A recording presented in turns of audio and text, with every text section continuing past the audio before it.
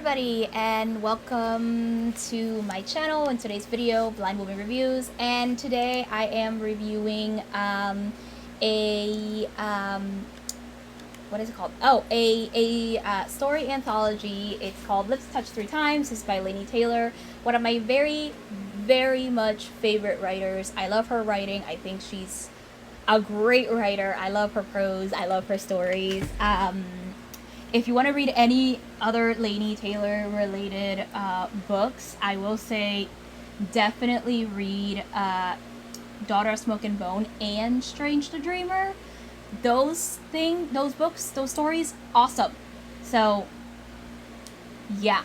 Anyway, let's start with this description. Three tales of supernatural love, each pivoting on a kiss that is no mere kiss, but an action with profound consequences for the kissers' souls. Okay. It says book Goblin Fruit, 1607? Okay, wait. No, I think it's just showing me the thing. In Victorian times, goblin men had only to offer young girls sumptuous fruits to tempt them to sell their souls. But what does it take to tempt today's savvy girls? Spicy little curses. A demon and the ambassador to hell tussle over the soul of a beautiful English girl in India. Matters become complicated when she falls in love and decides to test her curse. Hatchling. 6 days before Esme's 14th birthday, her left eye turns from brown to blue. She little suspects what the change heralds, but her small, safe life begins to unravel at once. What does the beautiful fanged man want with her, and how is her fate connected to a mysterious race of demons? So, if we're being honest, I am gonna talk about these, but honestly, I really wasn't too sure how I would review these stories or this collection in general, because I don't read many short story collections. I don't read a lot of anthologies. I only read them when authors I like are part of it, or when they make it. But usually I don't read story collections because they're not my interest all the time. I prefer either individual novellas or just novels in general. So because of that, I wasn't too sure how I would review it. However, I'm just gonna talk about it. Things I enjoyed, things I liked, mainly because I really loved all these stories. So I really enjoyed these stories. I think they were really interesting. I feel like these are the kind of stories that, I don't know, they're simple, they're easy to read, like on a light day that you don't want to read anything, like anything too difficult. You don't want to read anything that is like, that's gonna make you sad or make you feel too many deep emotions. This is the type of thing I feel like I would want to read, an interesting short story collection with an interesting plot and little, it's a short story. It all ends one way or another, and it doesn't make me, it doesn't make me sad. It doesn't make me feel like heavy emotions of any type. So it kind of works out. I think this is the type of stories that would come in. That said, Laini Taylor's writing still shines in these stories, and I love it so much. I did enjoy all the stories, each for different reasons. I gave them all 5 stars, and I gave the collection 5 stars, because how can I not? But I think that all of these stories have an interesting thing. I found Goblin Fruit seems to be, I realized it the moment I was reading it, but I got kind of confirmed with the author's note, but it's basically a bit of like almost like a retelling or some form of that when it comes of Christina Rossetti's poem. I think it's called Goblin Market.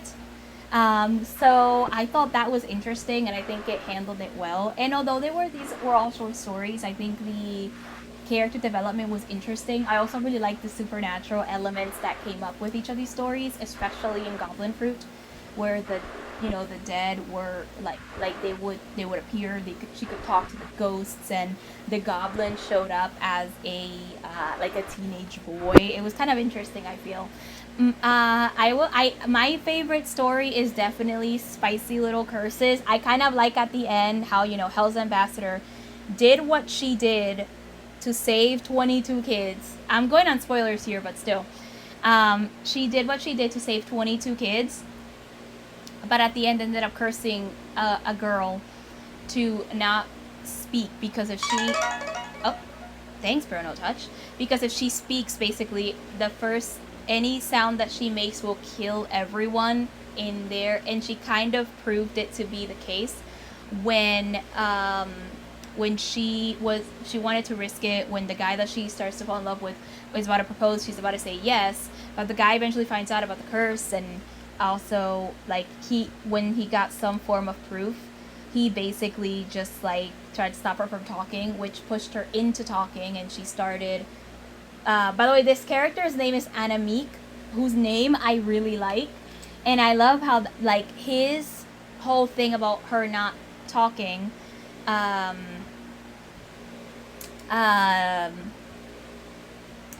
It made her want to do it, and she ended up singing, and she had a better singing voice than her sisters apparently, and she ended up killing everybody in the surrounding area, but she also ended up going to hell to try to get her beloved soul back. And I think one of the most interesting parts of that story is how the curse backfired on the demon, because at the end, when the woman died and sacrificed her life to get the man's soul back, the girl could sing and talk in hell and harm nobody. But basically the way it worked out is that the girl became an ambassador, but her singing was so strong in hell that there were less kids dying and everything, and the demon gave her the power in a way for her to like calm him in a way. It was like everything she said when she was singing, it was like, whatever you wish, ma'am, if you think it's best. Like, it was just, I found it to be cool. So I like Anamique's character a lot. SV was kind of interesting. I liked the last story as well. It had an interesting plot where, like, with an interesting race and how it all kind of worked out with them. I'm not gonna spoil that one because I don't know. I found Anamique's story a little bit more interesting. I feel like that was my favorite. That was, I feel like, the strongest one, but I think all the stories are awesome. So yeah, I'm not going to make a follow-up recommendations video for Lips Touched 3 Times like I usually do for like standalone things I read, because I don't have many recommendations for this since I don't read many anthologies, as I said.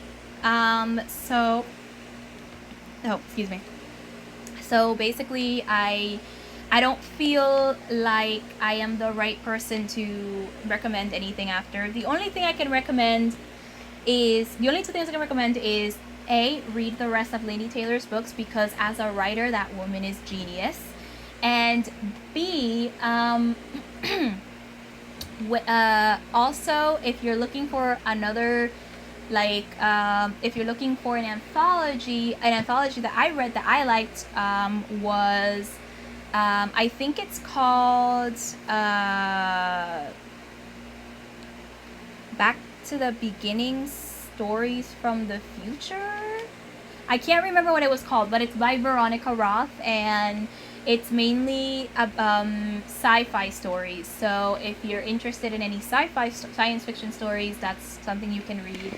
There are definitely other anthologies out there, but again, I don't really read many of those. So yeah, let me know what you think of this video. This is kind of new for me, this type of review, but also let me know what you think of Let's Touch 3 Times if you have read it. Let me know your thoughts on basically anything you want to let me know on. Let me ask your questions. I respond to my comments. If you have any requests, also comment down below. Give me requests if you have any suggestions. You can also contact me privately. Check the description out for that. Like this video if you're interested, and subscribe for more content. If you're interested in more content from me, I do have 2 other series in the channel, Blind Woman Recommends and Blind Woman Reacts. Both of them will be linked below in the description. Follow my social media for updates on mostly my writing, and yeah, so follow that, and I will see you next week. So this is not certain, but next week I might come with a review on Moon by Aaron Ihaz and Melanie Ihaz. They're co-creators of the Dragon Prince. I believe Melanie Ihaz is also a co-creator of the Dragon Prince. I believe. I'd have to look that up, but I know Aaron Ihaz is definitely a creator of the show. And Moon is basically a novel based on the show. So I will be reviewing it next week. Sky came out this year and I haven't read it. So in the next 2 weeks might be Dragon Prince related when it comes to reviews. So yeah, I will hopefully see you then. And by the way, I did not mention in the beginning of the video, but welcome to November and happy November 1st, everyone. Bye. See you next week.